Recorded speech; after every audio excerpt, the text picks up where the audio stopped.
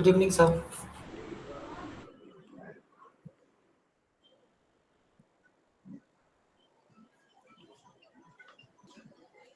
So, anyone who can recall what we had learned in the previous class? Sir, public and private classes, sir. या access specifier और access modifiers के बारे में हम लोग पढ़ रहे थे. पब्लिक, प्राइवेट, प्रोटेक्टेड और स्कोप रेजोल्यूशन ऑपरेटर के बारे में देखे थे लास्ट क्लास में, इजंट इट? और एक प्रोग्राम हम लोग देखे थे जहां पे हम लोग एक ग्लोबल वेरिएबल को एक्सेस कर सकते हैं using the scope resolution operator. And I had also mentioned कि उसका इम्पोर्टेंस जब हम लोग मल्टीपल क्लासेस पढ़ेंगे या क्लासेस के बीच में रिलेशनशिप्स देखेंगे तो वहां पे स्कोप रेजोल्यूशन का यूज हम लोग को आएगा. Okay,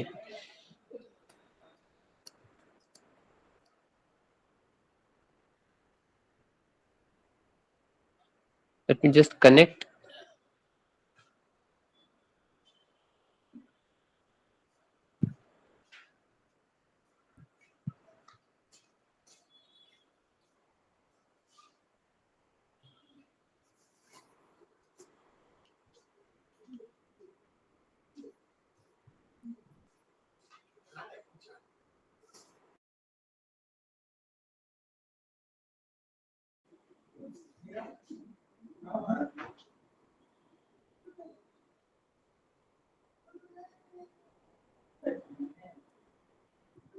I'll share my window.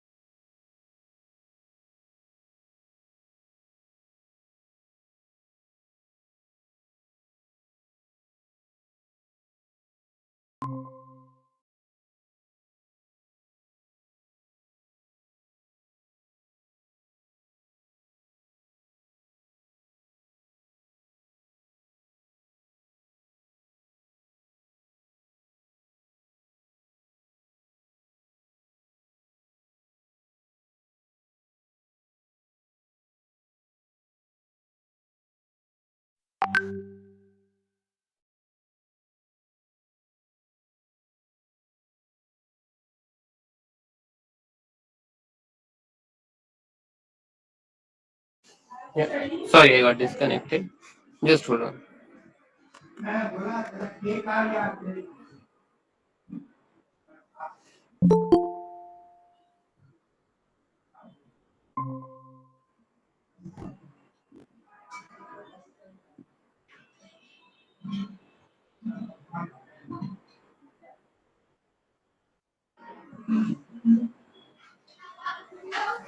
Okay,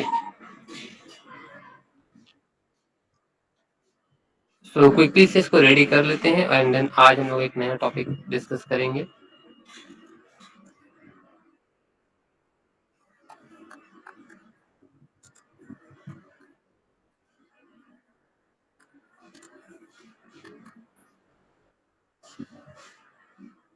let's run this program once for confirmation कि हाँ, या सो कंपाइलर रेडी है. So as discussed in the previous class कि हम लोग अब कोर ऑब्जेक्ट ओरिएंटेड प्रोग्रामिंग की तरफ शिफ्ट कर रहे हैं और whatever we have learned in the C paradigm POP paradigm, same programs can also be created or constructed including the class and object itself. So what I will do, I'll give this that thing as an assignment or a task for you all कि आपने जितना programme सी में बनाया है आप practice करो उसको convert करने का सी प्लस प्लस में, not in the basic POP version but rather the concept of class and object and the variables that we are taking inside a class.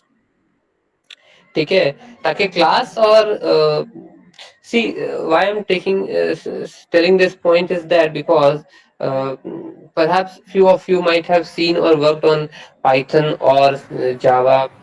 C++ is a bit different than both the languages. किस basis पे हम different बोल रहे हैं, इसका structure जो है बहुत आसान तो मतलब बहुत नॉर्मल नहीं है. ठीक है ना, it requires some of the minute details. जैसे कि हम लोग जब एक मेन मेथड का भी जैसे अगर यहाँ पे एग्जांपल ले लें तो यहाँ पे हम लोग को पता है जैसा सी में था वैसे ही सी प्लस प्लस में वो, और इनफैक्ट हर प्रोग्रामिंग लैंग्वेज में मेन मेथड वैसे ही क्लोज होता है कर्ली ब्रेसेस के द्वारा. But C plus plus can be considered as an exception जहां पे हम लोग एक क्लास को क्लोज कर रहे हैं यूजिंग सेमी कोलोन, है ना. कर्ली ब्रेसेस लास्ट क्लास में भी देखे थे कि कर्ली ब्रेसेस क्लास का क्लोज किए तो उसके बाद सेमी कोलोन देना पड़ा. Then there are so many different operators related to this कि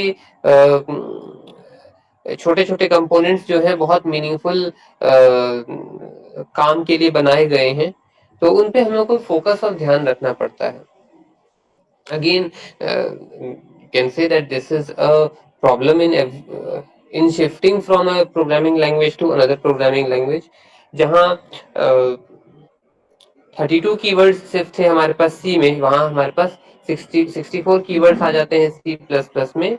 and again once we jump from C plus plus to Java और पाइथन तो ये नंबर जो है शिफ्ट होता रहता है, बढ़ता घटता रहता है. The fundamental keywords remain as it is, only the new components keep on adding up. पुराने जो हो गए हैं जिनका जरूरत वक्त के हिसाब से नहीं दिख रहा है सुटेबल तो उन्हें ऑब्सोलीट कर दिया जाता है. जैसे कि सी प्रोग्रामिंग में we use to have go to keyword, GOTO, go to. ठीक है, जंप स्टेटमेंट के लिए यूज करते थे हम लोग गो टू कीवर्ड को. उसको सी प्लस प्लस इनफैक्ट सी में भी है तो अवेलेबल बट उसको यूज करने से प्रिकॉशन लेने के लिए बोला जाता है. ठीक है, तो उस तरह से बहुत सारे कीवर्ड्स हैं जो कि एक लैंग्वेज से दूसरे लैंग्वेज तक जाते जाते में ऑब्सोलीट हो गए, उनका जरूरत नहीं पड़ा. Again one more example is there of pointers जो कि सी में था जहां पे हम लोग एक एड्रेस को रेफर कर सकते थे पॉइंटर वेरिएबल के थ्रू. वो पॉइंटर कॉन्सेप्ट जावा में आते आते हटा दिया गया. ठीक है, that that pointer concept was considered as a demerit to the programming language जहां पे हमारा डेटा या उसके डेटा के लोकेशन का आइडेंटिटी रिवील हो जा रहा था और उसको मैनिपुलेट किया जा सकता था इनडायरेक्टली, तो उसको हटा दिया गया बिकॉज जावा उस प्लेटफॉर्म पे बना हुआ है. तो सी प्लस प्लस, तो once you transit from one language to another language वहां पे हम लोग को समझ में आता है कि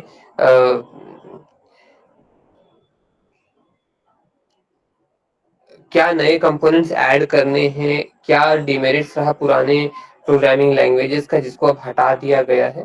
And perhaps based on this pure core fundamental नए programming languages को evolve किया जाता है. Okay. Having said that, we'll switch to C++ purely. Uh,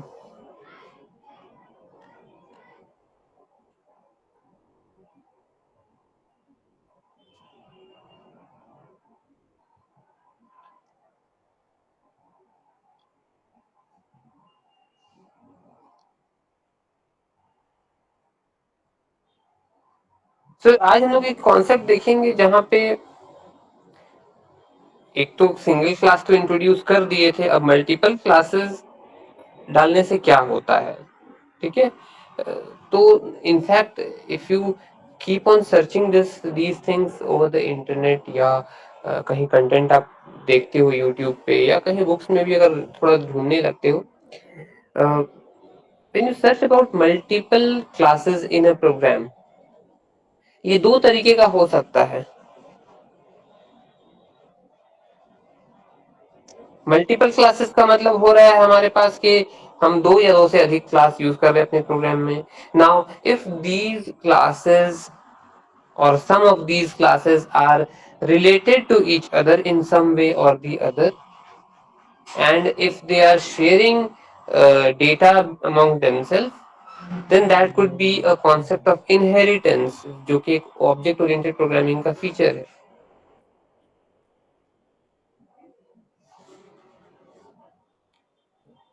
But there can also be multiple classes जिनके बीच में हम चाहे तो रिलेशनशिप रखें या ना रखें. ठीक है. But what is the use of that having multiple classes और उनके बीच में रिलेशनशिप ना हो. ठीक है. तो मोस्टली जब हम लोग इस चीज को पढ़ते हैं तो वी कीप इन माइंड कि we are talking about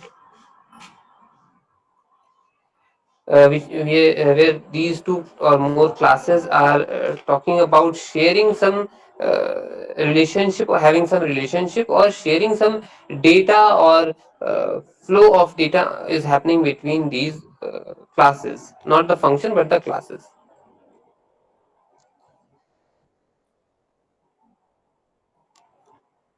So just give me a minute, I'll start producing some codes over here.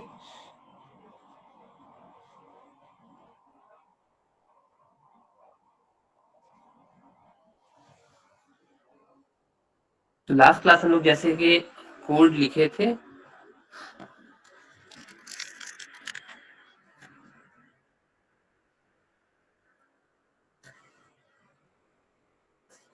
यहाँ से हम लोग स्टार्ट करते हैं. क्लास क्लास का नाम हम देते हैं चलो code.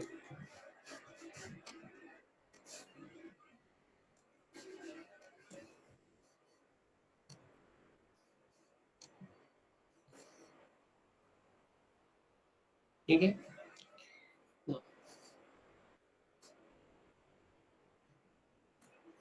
Public try to understand. हम लोग आज क्या देख रहे हैं, we are trying to extend the usefulness of और multiple usage of same variables within the same class but for different purposes.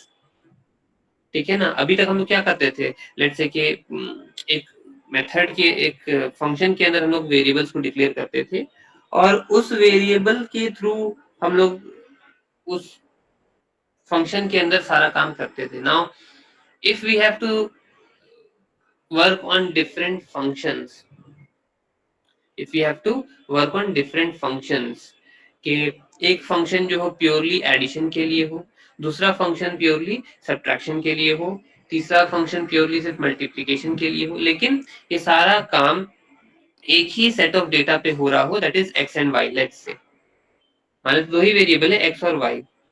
तो हर फंक्शन में यही दो वेरिएबल जिसका वैल्यू लेट्स से यूजर ने कुछ दिया होगा, एडिशन सब्ट्रैक्शन मल्टीप्लिकेशन डिवीजन, ये जो भी ऑपरेशन हम कराना चाहे मल्टीपल ऑपरेशन हर फंक्शन में सेपरेटली हो रहा है. इसका मतलब है कि सेम सेट ऑफ वेरिएबल्स जो हम यहाँ बना रहे हैं, let's say int X comma Y semicolon. ठीक है, यही दो वेरिएबल लेकर के हम चल रहे हैं, ठीक है, और इनके ही इनपुट वैल्यूज को लेकर के हमको addition, subtraction, multiplication, division, let's say ये ऑपरेशंस करने हैं, लेकिन ये सारे ऑपरेशंस डिफरेंट फंक्शंस में होंगे। कितने लोग इस बात को रिलेट कर पा रहे हो कि हाँ ये कॉन्सेप्ट समझ में आ रहा है?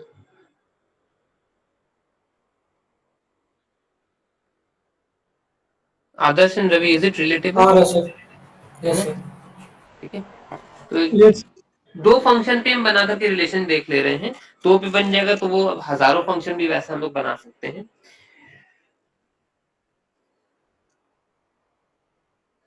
So this is our first thing. Now we are going to create some function. Let's say void add. अब इस add फंक्शन के अंदर हम एक लोकल वेरिएबल ले रहे हैं int a for addition, ठीक है, which will be equal to x plus y semicolon,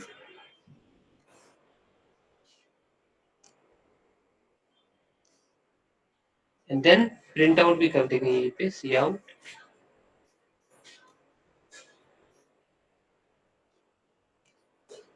sum is equal to a। Simple, C plus plus का यही फंडा है। तो एक फंक्शन हमने जैसा ऐसे यहाँ पे बनाया है, वैसे ही फंक्शन हम लोग रिपीट करेंगे void सब सब्ट्रैक्शन के लिए,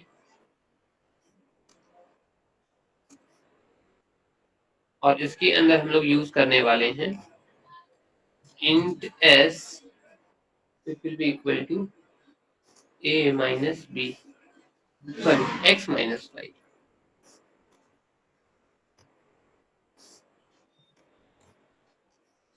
राइट। और उसी तरह से हम लोग प्रिंट भी कर देंगे। I'll simply copy this part और इसको हम पेस्ट कर देंगे।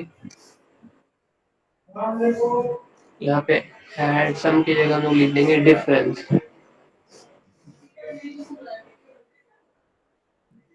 राइट, और a की जगह पे s कर देंगे। ठीक है, दो फंक्शन सफिशिएंट है रिलेशन समझने के लिए। नाउ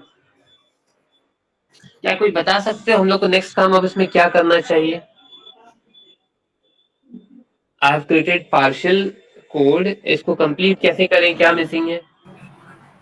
सर क्लास का ऑब्जेक्ट बना के फंक्शन कॉल करना सर। ओके, तो मेन मेथड के अंदर आएंगे, है ना, हेलो वर्ल्ड के बाद हम लोग क्या करते हैं, एक बैक स्लैश एन दे देते हैं न्यू लाइन के लिए, और एक यहाँ पे भी दे देना चाहिए safe side.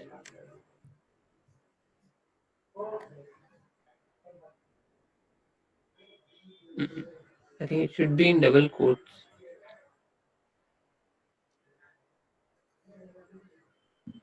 Sorry.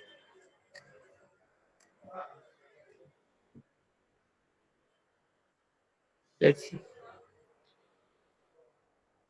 Okay, so we have to create object of the class. Object class name is code, code, code obj semicolon, right? अब क्या करना है नेक्स्ट काम? सर फंक्शन कॉल करना है सर। फंक्शन को कॉल कर लें। कौन सा फंक्शन को कॉल करें पहले? Any add obj dot add obj dot add,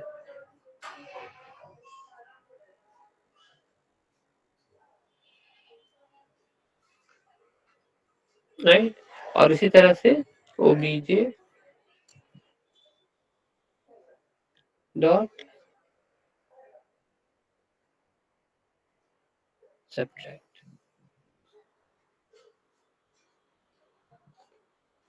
आदर्श रवि दोनों को ये सही लग रहा है? रन करने से आउटपुट देगा? Yes sir. Yes sir. Okay, but tell me what is going to be our output. Sum और डिफरेंस का वैल्यू क्या आएगा provided what is the value of X and Y? Sir OBJ नहीं sir, शायद code dot add होगा शायद sir. हम्म sir शायद कोड डॉट ऐड होगा सर। इसमें हम लोग वैल्यू कहाँ दिए हैं?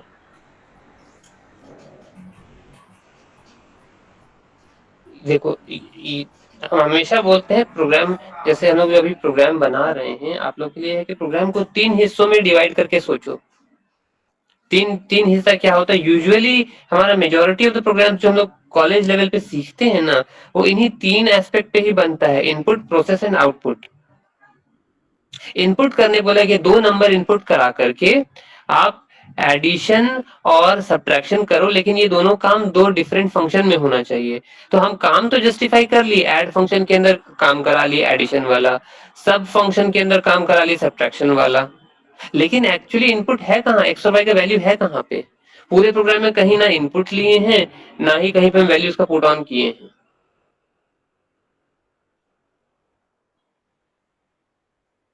ठीक है, तो जब इनपुट ही नहीं तो आउटपुट आने का स्कोप यहाँ पे नहीं है।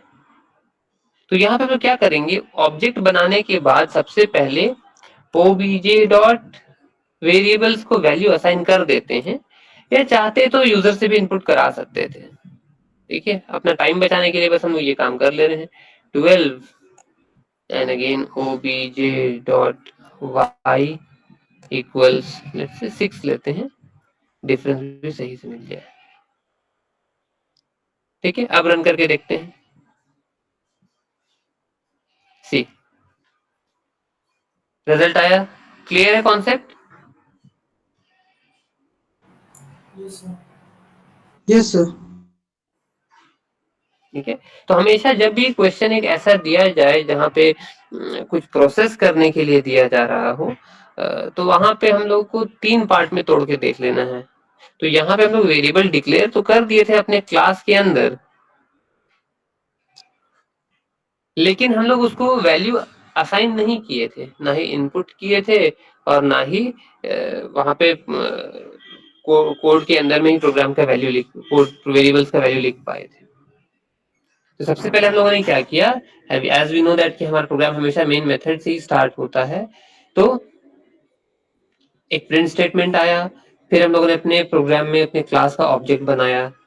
So the moment this line is red, ये लाइन जैसे ही कंपाइलर रीड करता है, खोजता है कोड नामक क्लास कहीं बना हुआ है।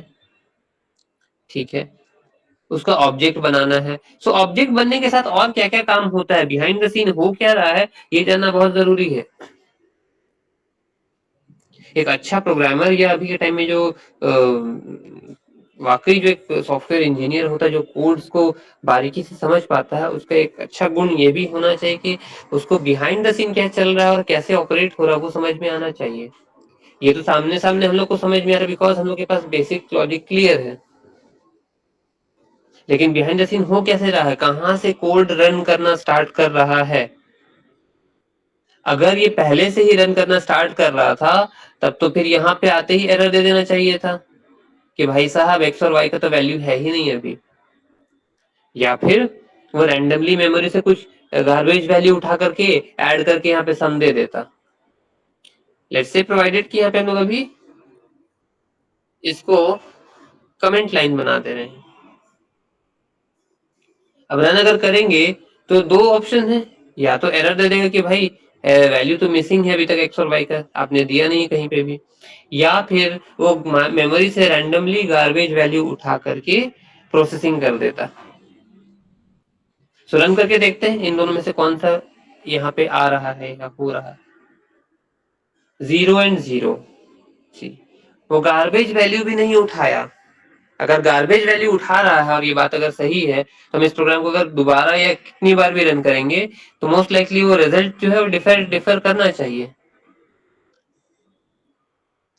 No, it does not happen. एक बार और ट्राई करते हैं। ठीक है, हम जितनी बार भी रन कर रहे हैं वो आउटपुट पे हमको सम और डिफरेंस दोनों 0 दे रहा है। कोई बोल सकते हो उसके पीछे रीजन क्या है?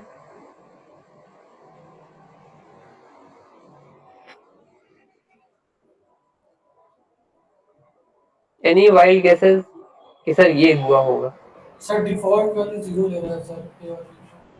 हाँ, तो हम लोग जैसे ही क्लास वेरिएबल को डिक्लेयर कर रहे हैं ऑफ इंट टाइप, उसने वहां पे एक डिफॉल्ट वैल्यू असाइन कर दिया एक्स और वाई को। ये प्रोग्राम अभी जो बना और ये जो वैल्यू दिखाई दे रही है अभी इतना इंपॉर्टेंट है हम लोगों के लिए, बिकॉज एक नया टॉपिक हमारा खोल रहा है आज, that is known as constructor. ये कंस्ट्रक्टर कॉन्सेप्ट हमारा सी में नहीं था, पीओपी में नहीं था, लेकिन सी प्लस प्लस में ऑब्जेक्ट ओरिएंटेड प्रोग्रामिंग के अंडर आया।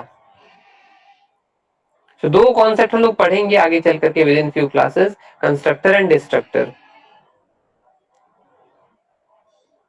सो कंस्ट्रक्टर क्या कर रहा है, जब हम प्रोग्राम को कंपाइल कर रहे हैं, कंपाइलेशन टाइम में, सॉरी कंपाइल कर रहे नहीं, तो जब हम रन कर रहे हैं प्रोग्राम को, तब वो रन टाइम पे ये वैल्यूज जो है एलोकेट करके आउटपुट दे रहा है। देखो हम लोग को दो चीज मिलता है, compilation time execution, sorry compile time polymorphism, run time polymorphism, compile time ये static declaration and dynamic declaration. ठीक है, ये static initialisation and dynamic initialisation. अब ये स्टैटिक और डायनामिक क्या था, जब हम प्रोग्राम को कंपाइल किए उसी वक्त अगर उसके वेरिएबल्स को वैल्यू मिल जाए, प्रोग्राम में जो प्रोग्रामर ने दे रखा होगा वो वैल्यूज अगर उसे कंपाइलेशन के तुरंत बाद मिल रहा है तो कंपाइल टाइम या स्टैटिक डिक्लेरेशन हो जा रहा है। और उसी वेरिएबल के वैल्यूज को अगर हम लास्ट मोमेंट तक रखें कि जब प्रोग्राम रन होगा तभी हम उसको वैल्यू असाइन करेंगे, तो वो क्या हो जाता हमारा रन टाइम या डायनामिक इनिशियलाइजेशन। तो एक स्टैटिक इनिशियलाइजेशन और एक डायनामिक इनिशियलाइजेशन, एक कंपाइल टाइम इनिशियलाइजेशन और एक रन टाइम इनिशियलाइजेशन। तो कंपाइल टाइम में क्या होता है, हम लोग कंपाइल जब करते हैं वैल्यू वेरिएबल्स को प्रोग्राम को, तो उसी वक्त उन वेरिएबल्स को वैल्यू मिल जाता है। और जब हम लोग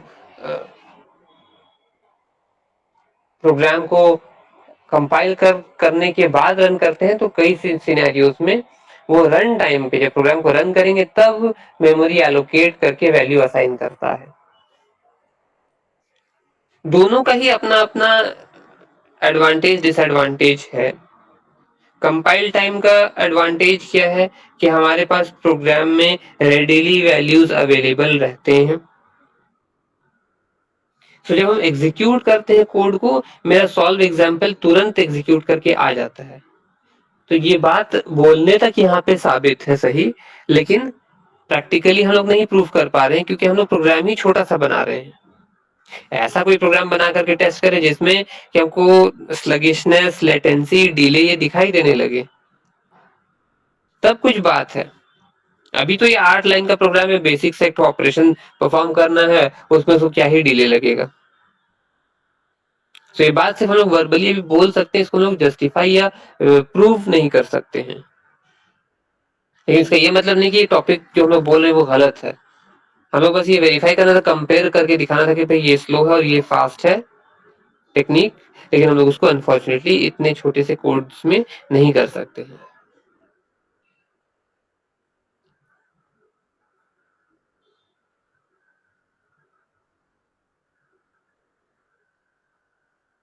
So what happened over here is that कि कंस्ट्रक्टर जब प्रोग्राम को जब हम कंपाइल किए तो कंस्ट्रक्टर यहाँ पे क्योंकि ऑब्जेक्ट बन रहा है तो प्रोग्राम को जब हम लोग कंपाइल किए तो कंस्ट्रक्टर उस टाइम में यहाँ पे एक्टिवेट हुआ। ठीक है, और उसको हम लोग मेमोरी एलोकेट करके वैल्यू असाइन करना चाह रहे हैं। But the thing is that value जो है वो यहाँ पे है अभी, और उसको पता नहीं कि नेक्स्ट लाइन में वैल्यू है भी या नहीं। जैसे कि हमने यहाँ पे कमेंट लाइन में डाल दिया है तो वैल्यू है या नहीं उसको भी नहीं पता जब तक वो नेक्स्ट लाइन में नहीं आता। ये भी सिर्फ इसी लाइन को जब रीड किया था तो यहाँ पे आकर के इसको मेमोरी एलोकेट किया, स्पेस एलोकेट करने के बाद कंस्ट्रक्टर ने क्या किया, इनको डिफॉल्ट वैल्यूज प्रोवाइड कर दिया। अब क्योंकि हमारा वहां पे डेटा टाइप एक्स और वाई का इंट है, इसलिए उसने 0 असाइन किया है। अगर वही हमारा डेटा टाइप दोनों एक्स वाई का फ्लोट होता तो वो 0.0 असाइन कर देता। वही अगर मेरा वेरिएबल किसी और डेटा टाइप का होता, उसके अकॉर्डिंगली जो डिफॉल्ट वैल्यू है वो असाइन हो जाता। सो एवरी प्रिमिटिव या प्राइमरी डेटा टाइप, जितने भी प्राइमरी डेटा टाइप है सबका एक डिफॉल्ट वैल्यू होता है। Got it? ये बात समझ में आई? Yes sir. ठीक है ना? ठीक है, तो अभी तो यहाँ पे हम इसको डिस्कार्ड कर दिए। ठीक है, तो अभी क्या होगी, मेमोरी एलोकेट हो गया, वैल्यू असाइन हो गया। जब नेक्स्ट लाइन में आया तो देख रहा फंक्शन कॉल है और ऐड फंक्शन को पहले बुलाया गया है, तो it goes back to add function और यहाँ पे जो भी काम करना था वो कर लिया, करके वैल्यू कंट्रोल रिटर्न करता है। Then it again finds another function that is sub function, और सब फंक्शन यहाँ पे कुछ काम करके वापस से कंट्रोल रिटर्न करता है, तो मेन फंक्शन में वापस आकर के प्रोग्राम टर्मिनेट होगा।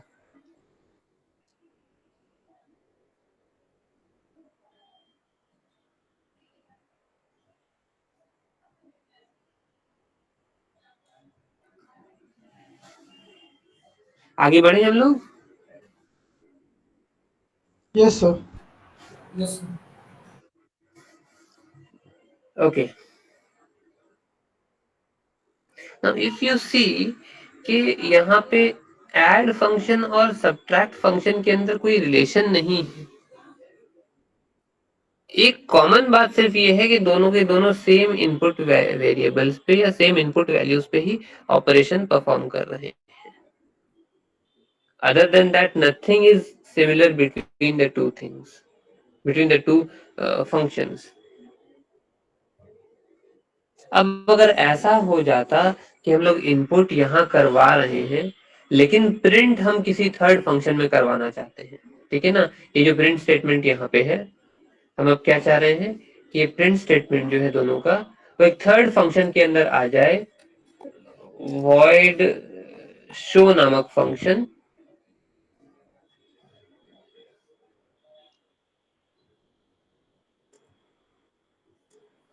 ठीक है, इस तरह से void show नामक फंक्शन, और इसमें दोनों का आउटपुट को यहाँ पे दिखाना चाहते हैं।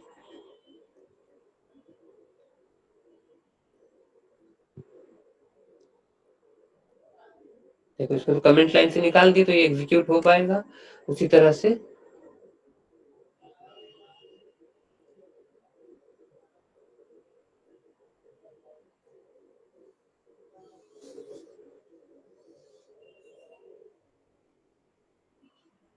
ठीक है, तो इससे क्या ही फर्क पड़ेगा सर, उसी क्लास के अंदर तो है और वही वेरिएबल्स आप यूज भी कर रहे हैं, तो कोई दिक्कत तो होना नहीं चाहिए।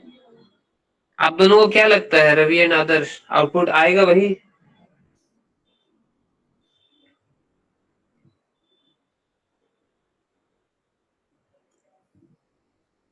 No sir. क्यों? सर क्योंकि हमने यहाँ पे ऑब्जेक्ट ऐड और सब्ट्रैक्ट किया है, पर ऑब्जेक्ट को ऐड नहीं किया है। नहीं नहीं नहीं, ठीक है, हम समझ गए आपने, लेकिन जो सेंटेंस बोला वो गलत हो गया। ऐड और सब जो है वो ऑब्जेक्ट नहीं, वो फंक्शंस है। OBJ is the object. Yes sir.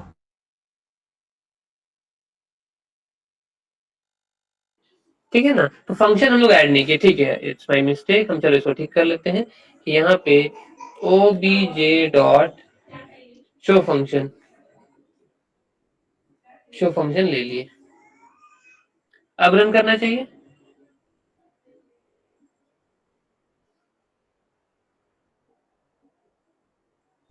Yes sir.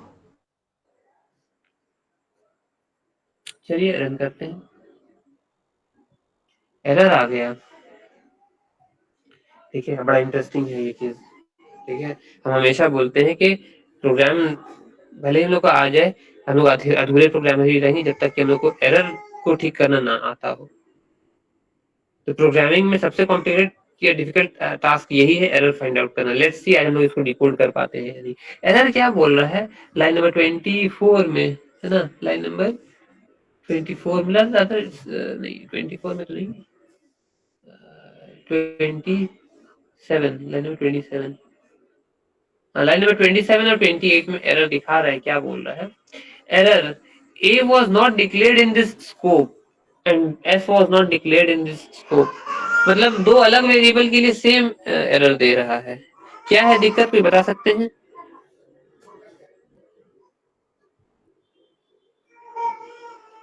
ये जो एरर यहाँ पे लिखा हुआ है उसका मीनिंग क्या है, कोई बता सकते हो? सर शो फंक्शन के अंदर आप ये को असाइन नहीं किया सर, और एस को। हाँ, वेरी गुड। हम जो यहाँ पे वेरिएबल यूज कर रहे हैं, ये सम, सॉरी, ए और एस, ये एक्चुअली में डिक्लेयर्ड कहाँ है? ए और एस तो डिक्लेयर्ड है सब फंक्शन के अंदर, यहाँ पे ए डिक्लेयर्ड है ऐड फंक्शन के अंदर, यहाँ पे।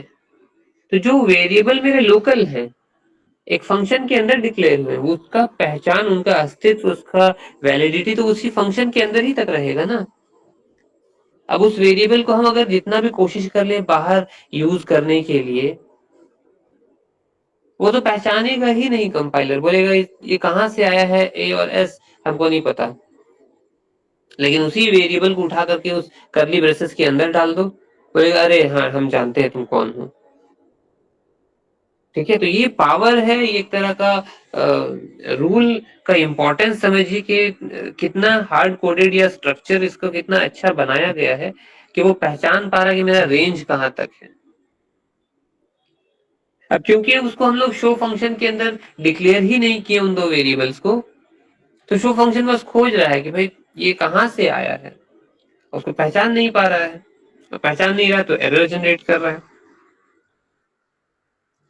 अब दिक्कत की बात ये है कि क्योंकि यहाँ पे एस फंक्शन को डिक्लेयर किया गया है और उसके अंदर कुछ ऑपरेशन हो रहा है, तो मेरी मजबूरी हो जाती है कि हम प्रिंट भी वही कराएं क्या? Can't I print it in outside of the function?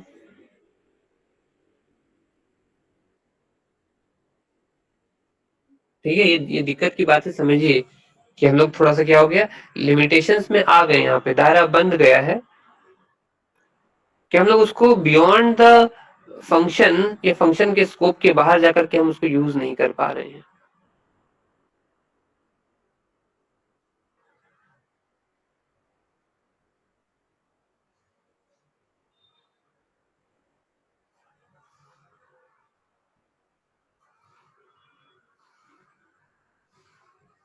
So I have to forcefully go back to the same scenario, same solution जो हम previously यूज कर रहे थे, that is इसको हम पूरे कमेंट लाइन में डाल दें।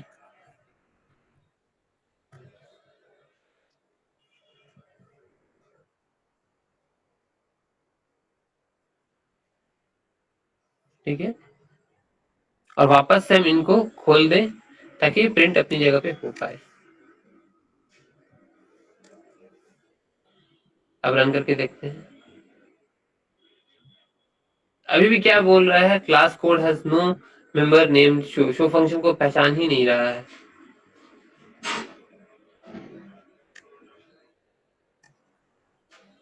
शो फंक्शन अब ठीक है, just hold on.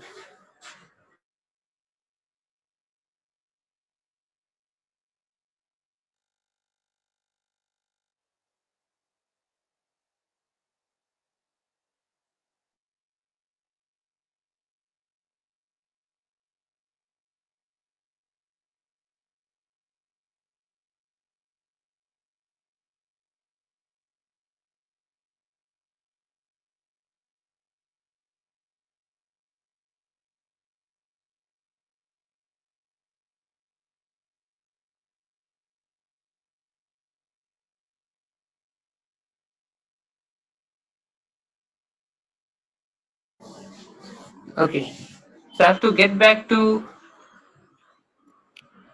This old version जहाँ पे हम लोग यहाँ पे वेरिएबल्स को फंक्शन के अंदर ही डिक्लेयर करके वहीं पे यूज कर पा रहे हैं। अब रन करेंगे तो खूबसूरत आउटपुट, हाँ वैसे वैसा आ गया, ठीक है।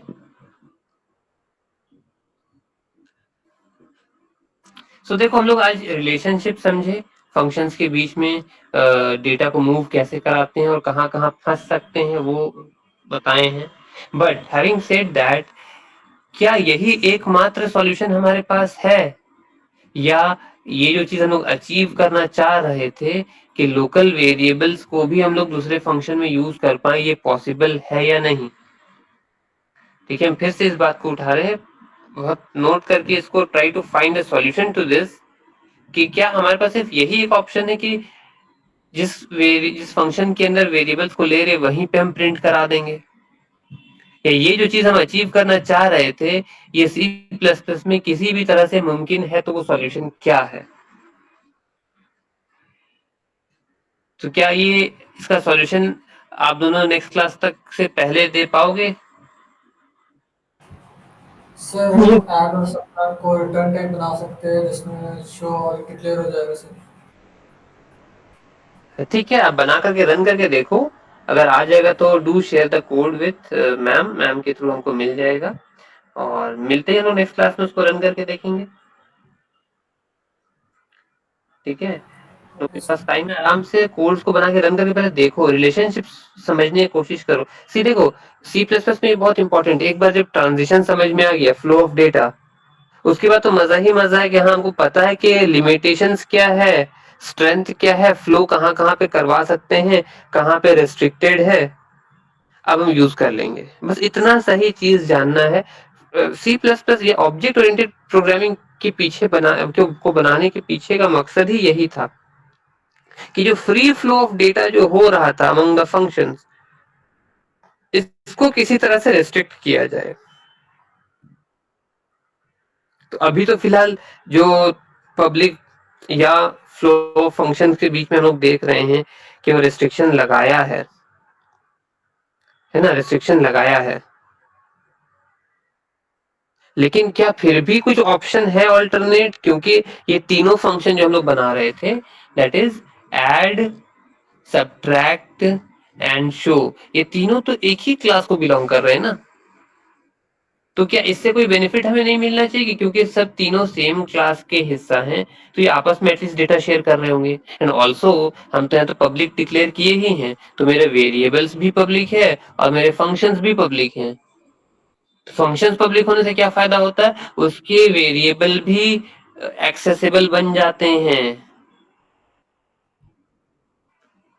ठीक है ना, उसके वेरिएबल्स जो रहते हैं वो भी एक्सेसिबल हो जाते हैं आउटसाइड ऑफ द फंक्शन। बस आप लोगों को इतना टास्क करना है कि वो तरीका खोजना है कि बाहर तक कैसे एक्सेसिबल है। तो पहले तो आपको ये सर्च करना पड़ेगा कि पॉसिबल है या नहीं है सी प्लस प्लस में, बिकॉज जरूरी नहीं कि object oriented programming C plus plus Java और पाइथन तीनों यूज कर रहा तो एक ही जैसा यूज कर रहा होगा। डेफिनेटली प्रिंसिपल्स जो है तीनों प्रोग्रामिंग लैंग्वेज सेम फॉलो करते होंगे, class, object, inheritance, polymorphism, all those things, लेकिन उनको यूज करने का तरीका जो है वो वेरी कर सकता है among the languages.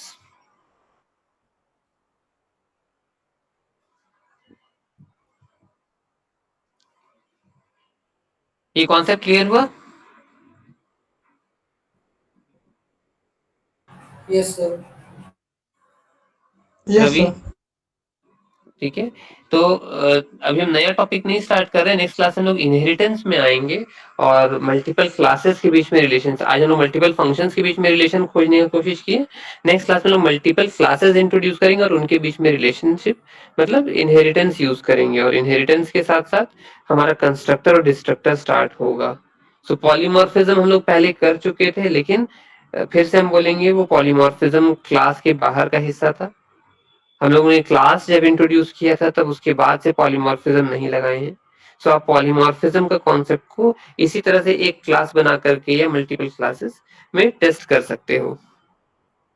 So kindly जितना प्रिंसिपल्स हम लोग अभी तक कवर अप किए, अभी क्लास, ऑब्जेक्ट और पॉलीमॉर्फिज्म हो गया है, तो पॉलीमॉर्फिज्म को क्लास एंड ऑब्जेक्ट के कॉन्सेप्ट के साथ जोड़ करके एक प्रोग्राम आप लोग सभी को बना करके नेक्स्ट क्लास तक में हमको शेयर करेंगे।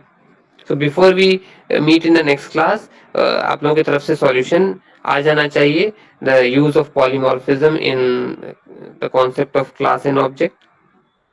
और दूसरा इसका भी सॉल्यूशन मिल जाना चाहिए अगर कुछ है तो, और नहीं है तो उसका आंसर होना चाहिए कि नहीं ऐसा कोई सॉल्यूशन एग्जिस्ट नहीं करता है जहां पे हम लोग डेटा को फ्लो करा सकते हैं आउटसाइड ऑफ द फंक्शन और उसको यूज कर सकते हैं. Is it clear? Yes, sir. Yes, sir. ठीक है, ठीक है, तो यहीं पे रुकते हैं. नेक्स्ट टॉपिक फिर हम लोग नेक्स्ट क्लास में